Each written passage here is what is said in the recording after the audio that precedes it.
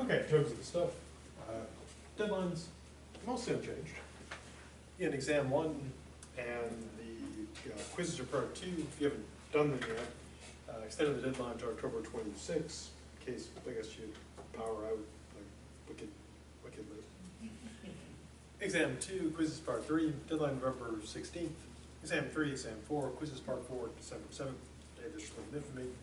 And exam 5, the exciting final, if you need it, deadline December 14th afternoon.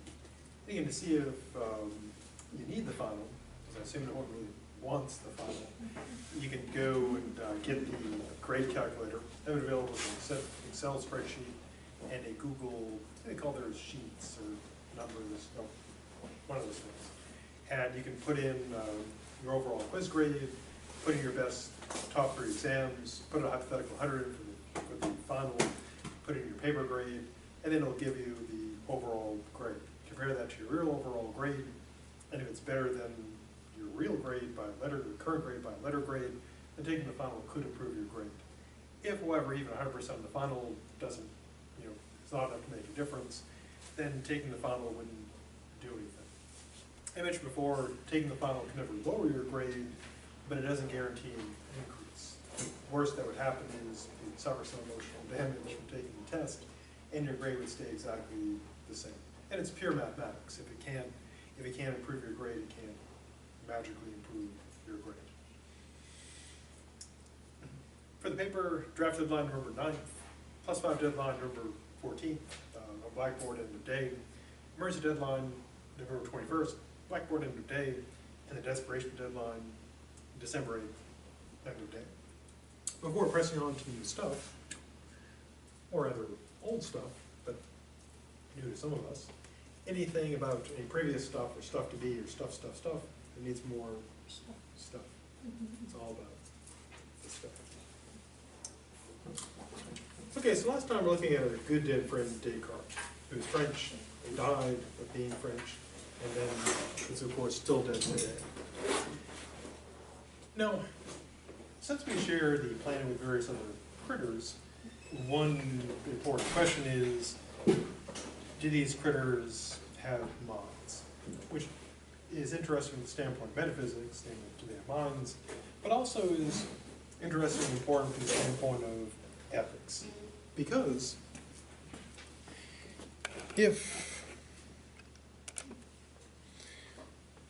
animals do have minds, and that would seem to perhaps entail they have a moral status, so eating them or abusing them or hunting them could be wrong. Because many moral theories that give us status rest on our having mental capabilities that we think and feel and so forth. So if animals have capabilities similar to us, and our moral status depends on our mental faculties, then we would have to treat animals, well, we should treat animals better. Now, as I mentioned, Descartes, his end game here essentially is a moral argument, because he mentions how our good dead friend Pythagoras believed that animals, souls could be reincarnated human souls, so eating animals would be wrong. And the argument Descartes gives here becomes one of the main justifications people use to this day when they want to eat animals. Basically, they don't have minds like we do, so it's okay to eat them. But of course, if they do have minds like we do, then eating them could be bad. Now, interestingly, there is some science today that seems to indicate that plants have feelings and thoughts as well. Yeah, that becomes the problem, because with one thing with we do know about trees and plants. If you cut open a tree, you never find like the brain. And some people say, well, they haven't got brains, so they don't think. But of course, it may not be the case that everything that thinks has to have a brain just like ours. If you, like in science fiction, if you had intelligent plants and they found us, they'd say, well, these squishy, screamy monkey things don't have, that's what they always call us, squishy, screamy monkey things.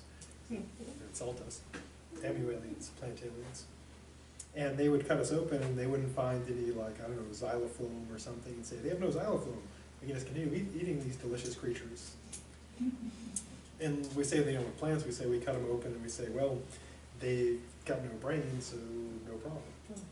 Yeah, and as you say, one implication of this is if we don't eat, if say you're a vegetarian or vegan, you don't eat animals because they have feelings and thoughts and they can suffer. Well, if we turns out that plants can suffer, then we shouldn't eat them either. No, there's still options. Because we could eat, there could be like fruits and stuff and nuts we could harvest without causing harm to the trees and plants. You know, we could just harvest that stuff. We can also make synthetic, you know, foods. They're working on, in fact, yeah. Oh, they're working on, they're making synthetic meat, where they take cells and basically grow them. So they never were part of an animal, but they grow them and they're identical to the meats. No. Did you ever replace that bulb? Nope. I did not.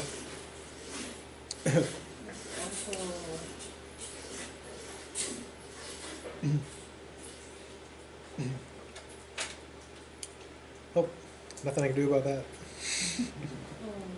But also I'll have to gaze at the screen. Yeah, the only thing I do is like poke at the buttons of the thing, that never works.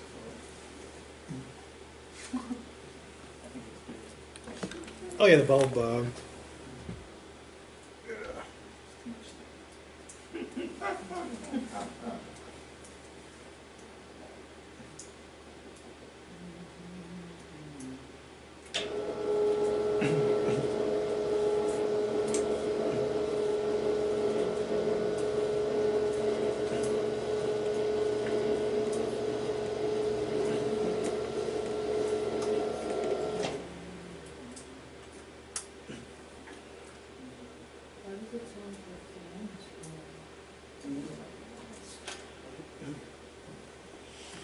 Yeah, fans just going crazy with that. Yeah, you're like, weird. Let's see, I'm gonna get myself a workplace to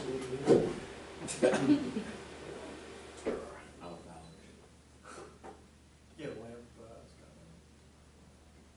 Not surprisingly.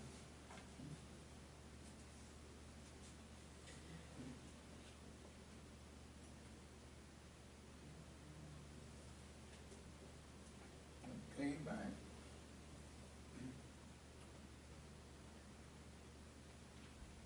Well, that's the thing about technology. There's a lot like people who can always trick it into doing stuff. Wouldn't cry. Now my purchase be having problems. Oh, this one? Yeah, if you could like let her know how to fix that. It's it's only a very temporary fix. It's gonna go. It'll just go out again.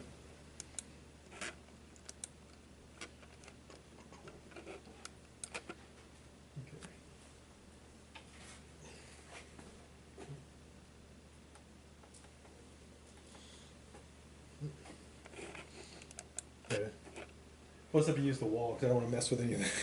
So I think if I push any buttons, I'll probably put it out again. Okay.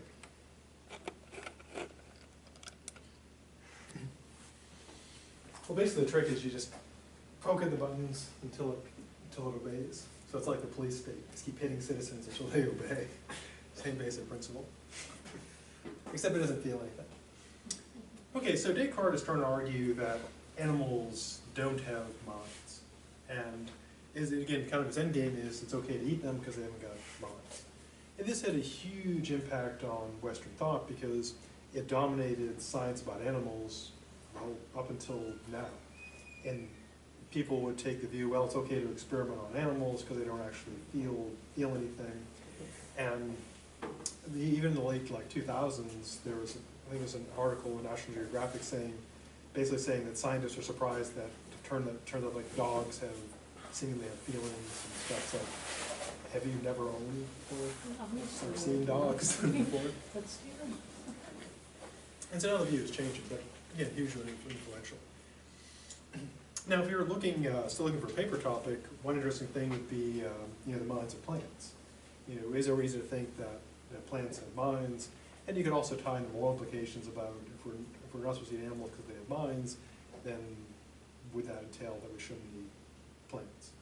And then there's also, if you want to do something tying metaphysics into the legal battles over food, they're making, I mentioned one way to get around the moral problem of eating animals is you can just grow cells, and then it's basically, fat, sci-fi already has a term for it, it's fat-grown meat. Now, the meat industry is already putting through lobbying so that they can't call that meat, even though it's chemically identical to meat. Now, there is a precedent for it. High fructose corn syrup, they tried to get it relabeled as corn sugar, because everyone knows high fructose corn syrup is terrible. No one wants that anymore. Yeah. So they're going to relabel it as corn sugar. But the sugar industry said, nope, not sugar. Even though chemically it is to a chemist, it's a sugar. But to the food industry, which it defines it legally, it's not sugar, it's high fructose corn syrup. So an interesting metaphysical problem is, would grown meat still be meat? And what would be sort of the moral implications of eating it, based on its metaphysics, and also maybe like the dietary stuff. So I guess it would be, would that meat really be meat? And would it be okay to eat? And to kind of give like a guide would be, well, if we base moral wrongness on inflicting harm on beings that can suffer, that meat cannot, it lacks the metaphysical status to suffer. No, it will be the one that's suffering. Supposedly, if it's actually, chemically identical, you wouldn't be able, I mean, now, there's differences, but if they made like exactly the same type of meats, it would taste exactly the. Yeah, but the thing about it, anything that's chemically induced gonna have side effects. So we're gonna be one that's suffering. Well, it depends how it's grown. I mean, we're already unless you're getting like your beef out in the woods. Yeah. It's already packed full of antibiotics Yeah, and chemicals. So as you can imagine, if they run it all without the help of nature. Might even be better.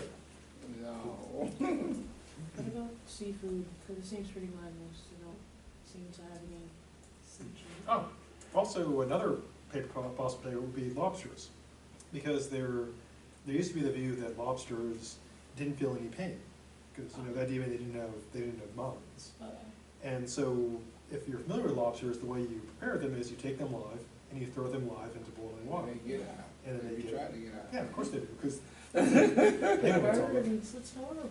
Now, I think in Switzerland, one country, they put a ban on boiling live lobsters. You have to kill them before you can still keep eating them, but you have to kill them before you cook them, so they don't suffer. And so, and again, if you want to tie like metaphysics into eating and ethics, the minds of lobsters would be, you could use like Descartes' approach to argue that they don't have minds. And the usual approaches we'll see is based on behavior. And you could say, well, seafood doesn't seem like smart enough to feel anything. And the question would be, is that true? Are lobsters just little delicious undersea robots? Now, Descartes notes that we tend to think that animals think because, well, they look and act like us. The argument by analogy. And as you saw last time, he brings up, kind of the easy goes to low-hanging fruit by saying, well, would you think that things like ants and spiders and termites and worms think? And most people would say no. And then we got into the collective soul point, which is a good name. Anytime you touch a worm, he squirms up, so he's trying to get away. So they're thinking, not in the capacity that a man thinks, but they're thinking. Yeah, you could go by behavior. Now, Descartes does consider that, because he notes that if you take animals like horses and dogs, we note that some of them seem very clever, can learn all kinds of tricks, respond to commands, etc. And Descartes notes that. He says we tend to think that things like foxes and dogs, clever animals, do think. because they go beyond mere just sort of responding to stimuli to engaging in complex behavior. But Descartes thinks he has 3 arguments that disprove this, and one of these is what he considers his killer argument. So his first argument is this. Descartes, as we saw, says that you people, we are a soul that controls a body. He thinks animals are just pure bodies. They don't have any soul. And he has to explain, like the point you raised, like if you touch an earthworm, it responds. And more complicated animals, like dogs and horses and chimpanzees, they have much more complicated responses. So his first argument is this, that there are plenty of motions that we see that are purely mechanical, that don't require any thought. I mean, for example, if we get injured, do we have to consciously think, do you have to remind yourself, like every day, do you put up like a post-it note, like, remember to heal today? No, just automatic. Similarly, do you have to know, like, remember to keep your heart beating so you don't die? Sometimes. No. I think it depends on the sort of like harm. If it's like a mental or emotional harm, you might have to remind yourself. But True. if it's like a physical, then again. Yeah, for the mental ones, you might just say, like, think happy thoughts today. Yeah. Breathe deep. But with physical stuff, our system just kind of chug along automatically. And so we don't have to think about it. And so Descartes says, well, we can have a lot of movements, motions that are not thinking, that don't require any thought. And another example would be like, you might have done this in high school if you had a budget for it, where they take like frog legs and shock them, and they would, I didn't have a budget for frog legs, so I didn't know that, but I've heard of some schools do that. And that is if you zap muscle, it'll move. But of course, there's not even a brain there, so without thought. So his first argument is you can have motion without actual thought going on. Second, the automata argument. Now, in Descartes' time, when Descartes was Descarting, they obviously didn't have robots like we have today, but you might be surprised how complicated the machinery was then. Because you generally think of this time period as pretty crude, but they were building fairly complex machines. And they had automata, basically wind-up machines. They didn't have electrical power, but they did have mechanical power. And so he was aware that we could build machines that were very complicated, very complex. And of course today, when you bring in computers and robots, they further strengthen his argument. Now his reasoning is that we build these machines that engage in fairly complicated behavior, but we don't think they have any mind. I mean, we can make the same argument today. Like a driverless car, they crash a lot now. Do we think there's like a mind in there? No, because we can see all the code, it's all mechanical, but it's still complicated behavior. Robots that do construction, same deal. Even like, Alexa does fairly complicated things, but we know there's no mind there. So how can they propose to call the machine human? Well, on Descartes' view, you couldn't. Yeah, but Because- they're trying to do that. Well, they're trying to say they'll never be human unless they're like clones.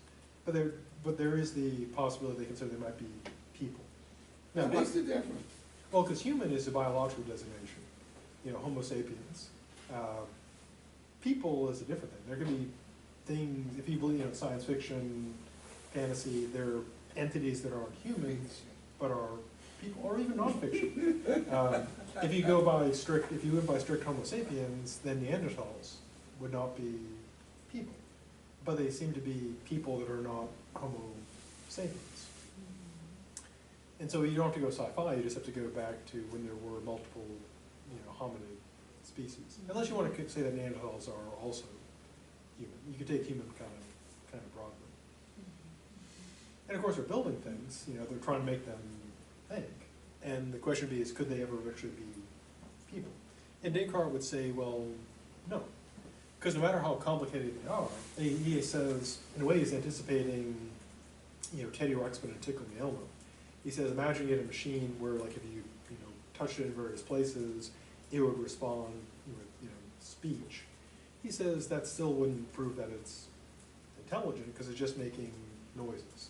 Like when the check engine light comes on in your car, that's not showing that your car is talking to you or being intelligent, it's just a mechanical response. And so Descartes says, we can build pretty impressive automata with no minds. And God can do the same things with animals. So crudely put, animals are God's robots. He builds them and deploys them. And they work purely mechanically. They're very complicated, very sophisticated, but for Descartes, they have no minds. And it's Occam's razor argument. If you can explain everything they do without bringing in the mind, you don't need to give them minds. Now, later thinkers, of course, did the same thing to us.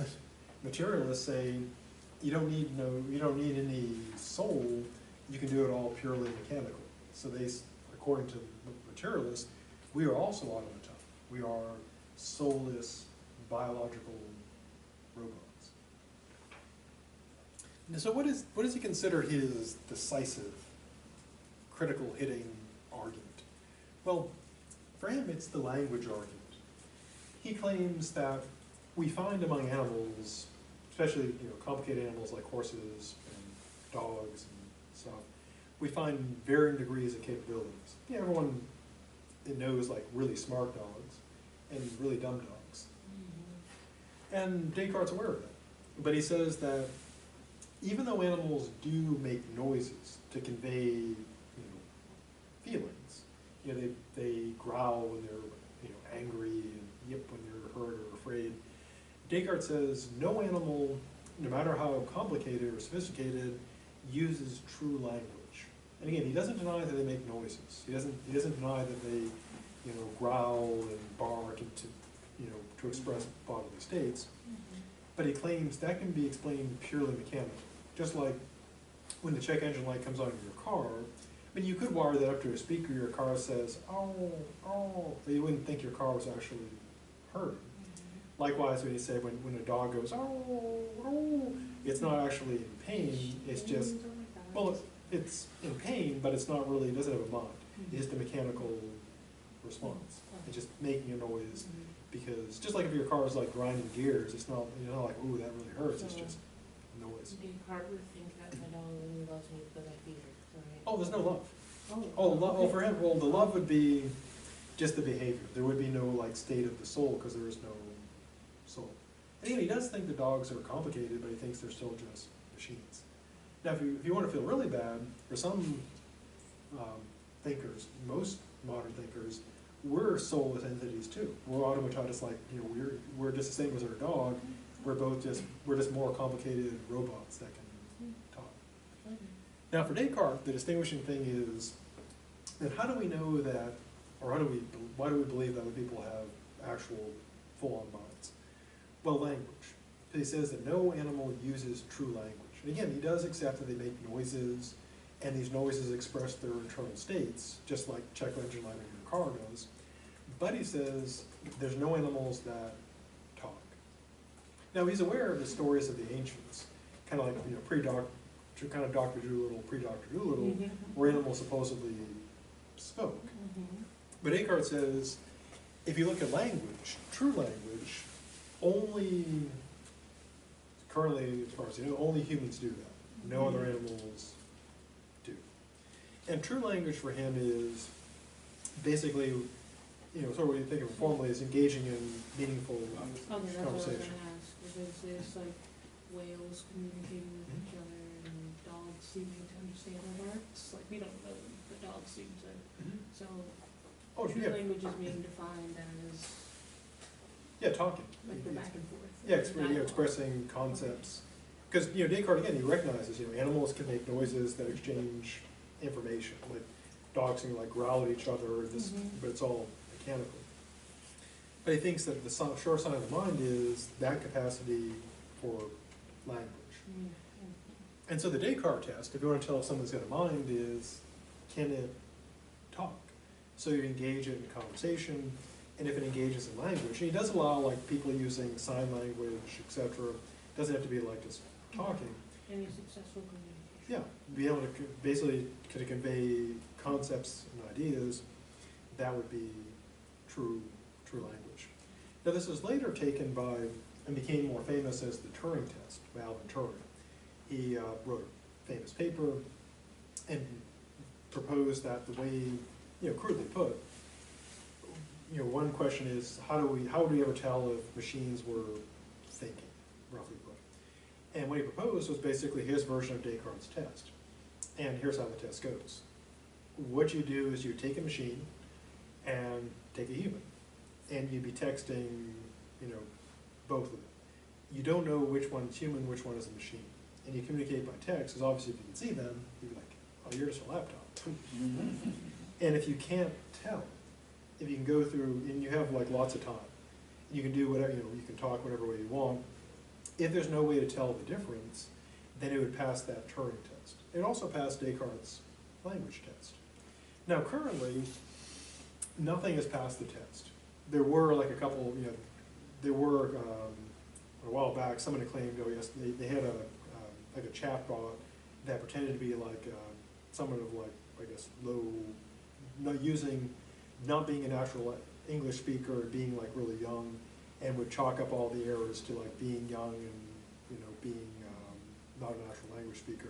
Mm-hmm. But anybody who's serious about the test is like, that's just totally cheating. You can't just say, have something that does all this, doesn't use language, uses language really badly and say, well, it's really bad language, so it passes the test. Mm-hmm. And so in terms of like actually passing it for real, nothing as far as you know has passed it. Now this does of course have some appeal, because if you're, from a prejudice standpoint, we think that other people are people because they look like us. Mm-hmm. But if we push aside our prejudice, how would you tell if something's actually a person? So if something didn't look like a human, but could still talk coherently and sensibly to you, intuitively it seemed that would be a person, would have a mind there. And so the language argument is, again, Descartes' argument. Now, of course, one kind of way around it is this. Descartes, of course, assumes you got to have the immaterial soul to be able to use language. So that the soul is the mind. If you haven't got an immaterial soul, you got no mind, you can't talk. Yeah. And so what do people who want to be materialists do? Do they say, well, I guess we don't talk? Oh no, they would say that you don't really need this ghosty mind to do the talking. You can do it purely material. You could have a machine that thinks, because thinking is purely mechanical. So the test is still useful, the talkie test. But then the question would be is, what does it reveal? And Descartes thought it revealed a metaphysical soul, which is pretty dubious. Because, if I talk, therefore I have a ghosty soul, quite a jump. But I talk, therefore I've got a mind, and I'm intelligent, yeah. But then the question still remains, what is it that makes that possible? Now Descartes, of course, finishes up by saying he doesn't deny that animals are alive. He also doesn't deny they have emotions. So does your dog love you even if it's a robot? Descartes would say yes, because love is just the state of its biochemistry. Now again, if you think that sounds horrible, there are plenty, most modern philosophers and people who do psychology, they don't believe in the soul. They think that we're purely mechanical systems, so love for us is still also a biochemical state. So it's a chemical romance, literally. Which is also a good name for a band. Chemical romance, it's a band. It is. Marriage that speak, what did he say? Oh, good point. Now, when it comes to animals that do seem to be able to do some talking, one reply is they're just imitating us. Like parrots don't really use it appropriately. chimpanzees are just imitating us, they don't use real language. Because there's a famous ape, Coco, who they gave her like a signing board, and they've given chimpanzees keyboards and iPads. No.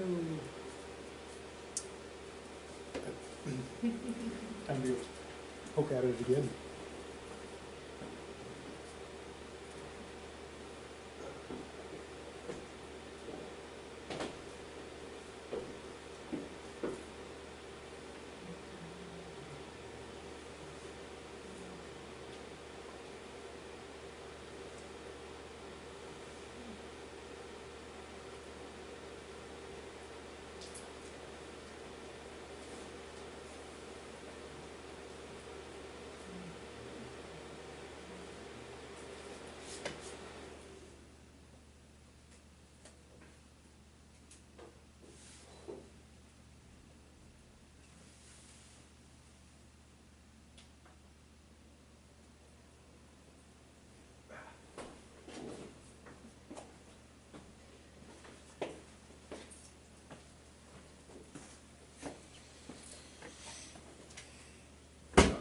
That's right. My left knee is only held together by scar tissue and unfocused rage. And you still running? Of course. I can run better than I can walk. Once I get running, I'm fine. There's a professor here, he's retired, but he got blown up in Vietnam, had like shrapnel through him, and he can barely walk, but once if he can get up to running speed, he's good. Which is, so it's an interesting phenomenon. Do you run with any of the people out there? Do you run with any of the professors out there? I run with Professor Kiros. He's he's faster than me, because his knees aren't a mess. But he's over at pharmacy, so. Also good. Probably has better salary than me too, because pharmacy is like rolling in the bank, and philosophy not so much. I don't know. But we got lots of wisdom. So the language argument, and again, he says that animals are alive and feel stuff, but it's purely mechanical. And again, later thinkers have said the same about us, that we are purely mechanical, and so it's just all these chemicals. And so interestingly, Descartes' view of why animals don't think is later applied to us. And one option is to say, well, we don't think, like the behaviorists, if you take a class in psychology, or you could say that thinking, it doesn't require like the ghosty soul, so we're purely mechanical, but we still think in a mechanical way. And so his ultimate conclusion there is, it's okay to eat animals because they haven't got minds, so enjoy. Now our next dead person is our good dead friend, Baruch Spinoza, or Benedict Spinoza. A little background for him. He was a guy who wrote some philosophy, and ended up being excommunicated because he was writing his writings, spread into religion, and he was Jewish, and his family was in. If you know anything about the history of Europe, the Jewish people spent a lot of time trying to escape from being murdered, and they would try to seek out places like Holland that were more tolerant and less murderous. And if you ever wonder, like, why are there so many Jewish people in Germany? Well, Germany before the whole Nazi thing was much more, was fairly tolerant until the Nazi thing, which shows that can happen anywhere, which is even here. Our president showed you that. Especially here. So, because he was writing stuff and publishing stuff, it was seen as antagonizing, they're basically their Christian hosts. So the elders went to him and said, hey, could you not get us kicked out of here? And so they tried persuading him, that didn't work. They excommunicated him and did basically a cursing him to damnation. And later assassins were sent to try to kill him, but failed, because they could not match his kung fu style. Which is probably not true, but it's interesting that he survived that attempt. Now his full-time job was not philosophy, it was making lenses. And he was offered positions as a philosopher, professor, but he'd rather spend his time grinding lenses. Eventually, as you might imagine, if you're in a workshop grinding, glass and breathing it in, bush in those days, he eventually died of probably tuberculosis or something with his basically glass lung. And and so that killed him. It is terrible. Because people didn't realize like all the stuff that could kill them back then. But before his untimely death with glass lung, he wrote a lot of books. Now, where our focus is going to be on his role in determinism versus freedom. Now, his ultimate goal was this: freedom, but a special sort of freedom.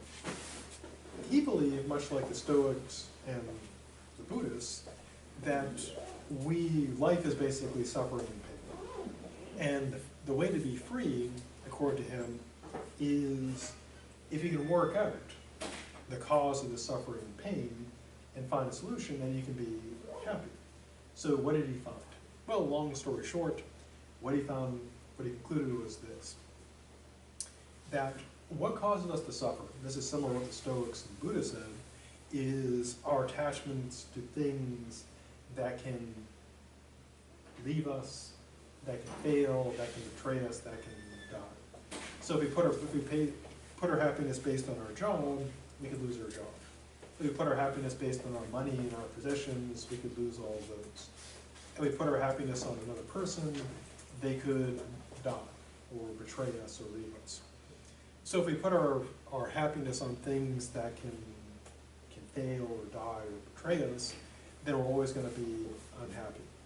So a solution is to realize the truth of things, which is his view, that all our problems are caused by wishing things could have been different or hoping things can be different. And if we realize that things could not have been different and nothing can ever be different, there is no choice or chance, then we will not be unhappy. So what should we, that's what he claims. Yeah, because, for example, we agonize about the past, we think, if only I'd done something different, if I only had done something, something else. Well, as we'll see, Spinoza thinks you couldn't have done anything else, so there's no reason to beat yourself up about it, because you literally, you couldn't have done anything different. And the future is not free either, so there's nothing to worry about.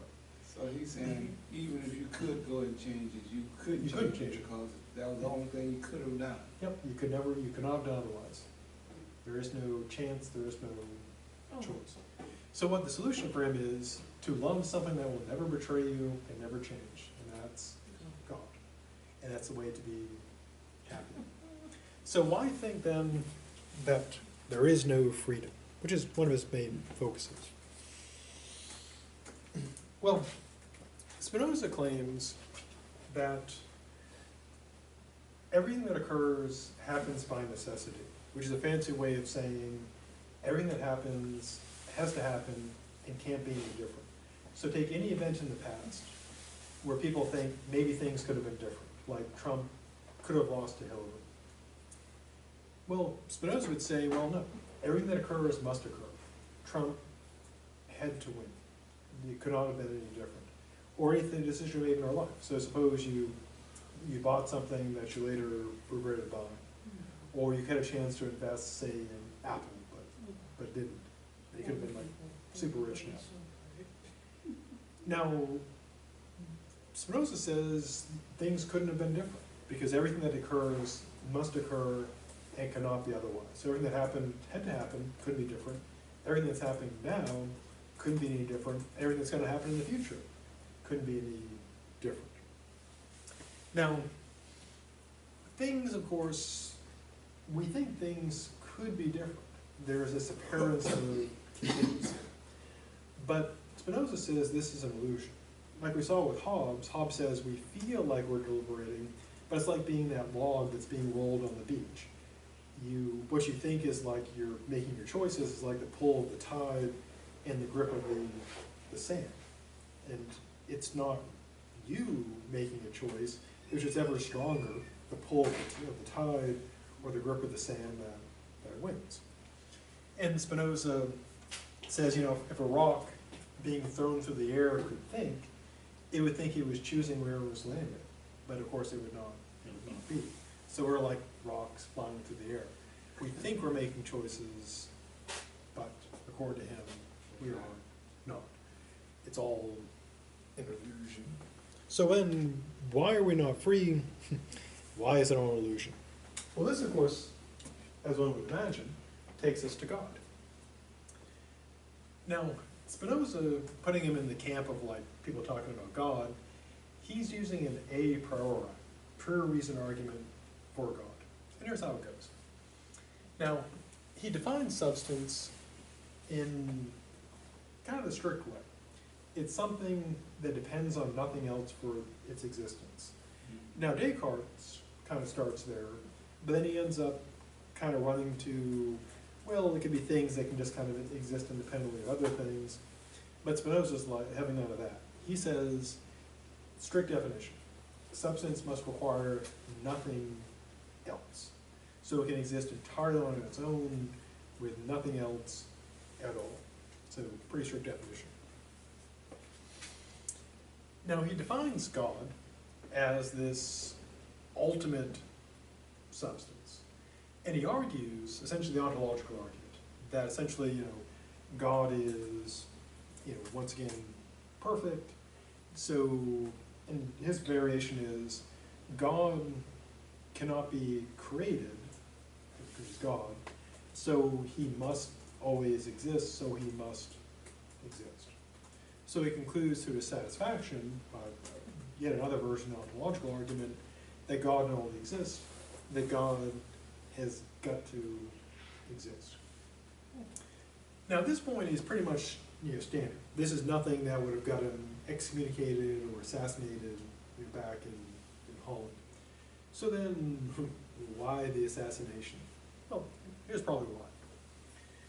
Spinoza then takes the argument on to its sort of logical conclusion, which we've kind of seen before. Now, if a substance is supposed to be something that can exist entirely on its own with nothing else, if there was anything outside of the substance, that means, according to Spinoza, that would interfere with that existence thing. Now also we've seen some of the other arguments why there can only be one God. You know, one is, of course, if God is supposed to be this perfect being, he can't be missing anything. There can be nothing outside of, outside of that, or it wouldn't be perfect. So Spinoza, from his definition of substance, argues God must exist, that God exists, he must exist, and he goes beyond, you know, Anselm and the others, because Anselm said God's got to exist, he must exist, this only applies to God. And Spinoza says, and there only is God, there is nothing else. So we're all gods? Is that what they're saying? Oh, we're not all gods, we're all part of gods. So like, you might be part of like God's spleen. Well, I don't know spleen, but metaphorically speaking. Yeah, so we're all, just like all the cells make up your body, plus all the microbes make up you, we are parts of God. And this is called pantheism, the idea that everything is God. So our individuality, you may think, well, aren't we all like individuals, and why are there such, like, if we're all God, why are some people such jerks? Yeah. But for Spinoza, we're all just parts of God. So we have separated ourselves from that part of God which is perfect? No, we're still, we have not, there's no separation. All is God. If he drew a circle around everything, that would be God. Because there's nothing outside of God, this is nothing. And everything is part of God, inside God, part of God. There is no possible separation from God, there is just God. Our individual identity is an illusion. So we do exist. Then we're not an illusion if we do exist. Oh, we do exist, but we're not individuals in that sense. We're not separate. We're not separate, separate beings. So When they say we're not separate beings, so you and I are not individuals. right. So under the illusion, yeah, as it seems like it, but there's no it's not like there's God in us.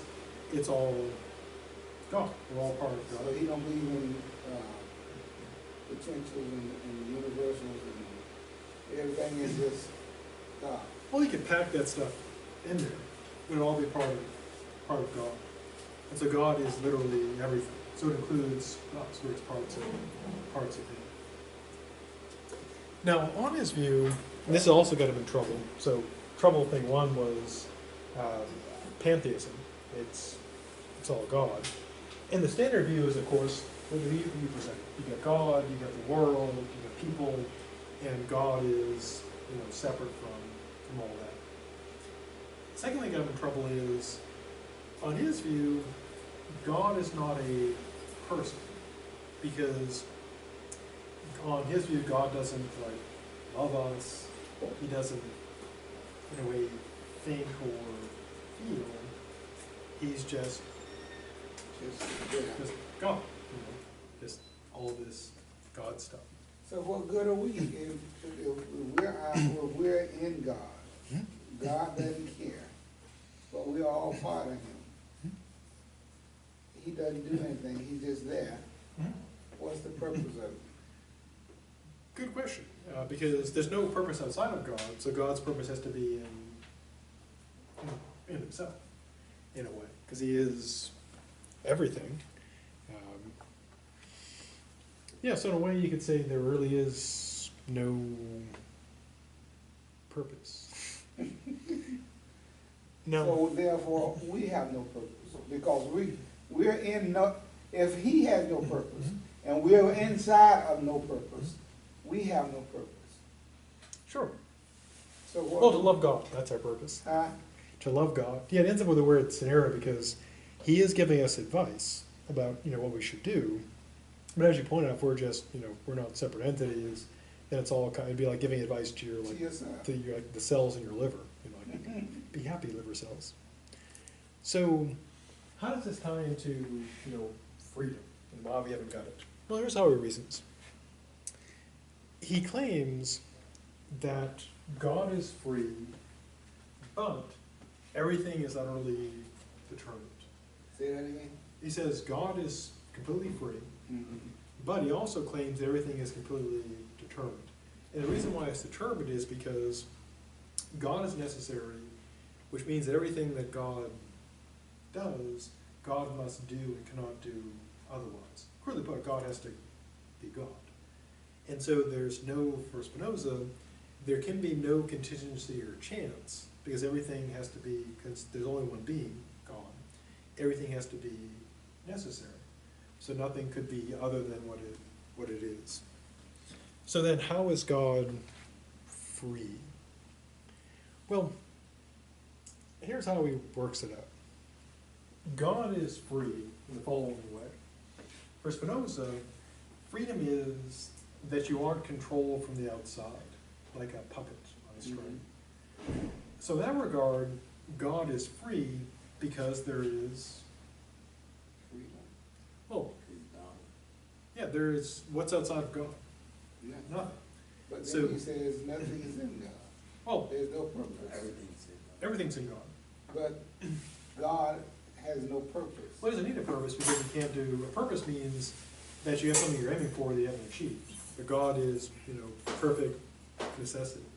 So in a way you can't have a purpose, because a purpose implies you haven't achieved your goal. If you have a purpose, you're lacking. So God can't have a purpose or a goal or a mission, because that would be imply there's something he has not yet done. Then, see, you put another monkey with you now. He has no mission, which means if we're in him and there's nothing that God does, and we're in him, there's nothing we do, because, you understand what I'm saying? Yeah, in a way that would be true. We don't, in a way nothing we do. It's just like, you just there, nothing. To kind of help us understand, you had said that because there's nothing outside of God, his purpose is within him, so everything within him, we come down to us, our purpose is within ourselves, is our personal success, achievement, development, so that we can be kind of like the God.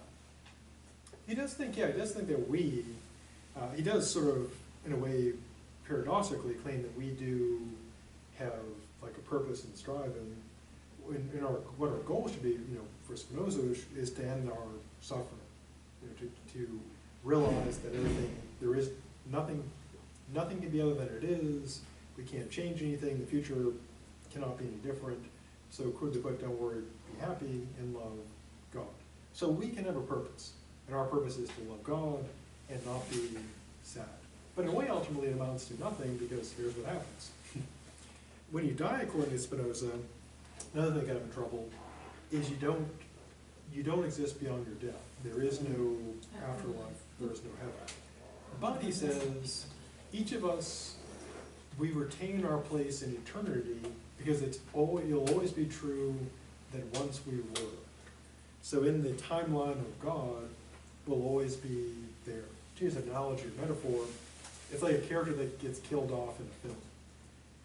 They're gone, never to return, but it's always true that if you rewatch the film, they're always in that few minutes they're on screen.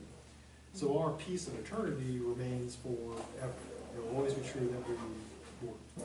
But you don't get any personal immortality on Spinoza's view. So, and also, given his view that everything is determined, giving us advice doesn't make any sense. It'd be like telling someone, here's a controller, but it's not plugged in. Now, I'm gonna give you advice on how to win this game, or win this movie. It's like, what? Because it's like giving advice on someone how to win a movie. Well, you can't win a movie because you have no control. But Spinoza's giving us advice about how to win life. But of course, if everything's determined, you can't follow his advice, because either you're determined to do it or not. Same problem Hobbes faced. You know, if your view is everything is determined and people have no freedom, then giving people advice that they should do things differently doesn't make any sense, because they can't do anything differently.